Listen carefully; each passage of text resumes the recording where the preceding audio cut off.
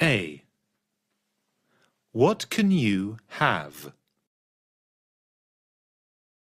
You can have breakfast, lunch, dinner, a meal. Have a party, a meeting, a game of football, etc. Have a lesson, an exam, homework. Have a cup of tea or coffee, a drink, an ice cream, some cheese.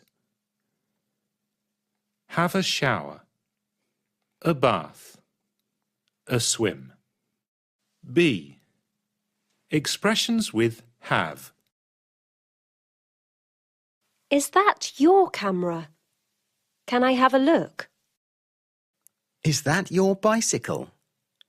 Can I have a go? Goodbye. Have a good journey. Do you have a moment? Can I have a word with you? We always have a good time in our English lessons. I'm going to have my hair cut. See you later.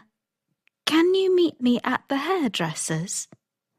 I want to learn to ski, but I don't have the time.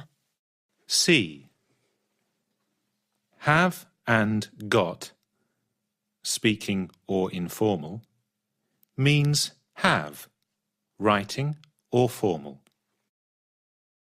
I've got 3 sisters. Have you got any brothers and sisters? My house is big. It's got 5 bedrooms and 3 bathrooms. We've got 10 minutes before the train goes. Have you got a pen? Do you sell postcards? Yes, but we haven't got any at the moment. I've got a problem. Can I have a word with you? I've got a cold or a headache. D. Have got to, speaking or informal, means have to, writing or formal. We use have or have got to when the situation means you are obliged to do something. The museum's not free.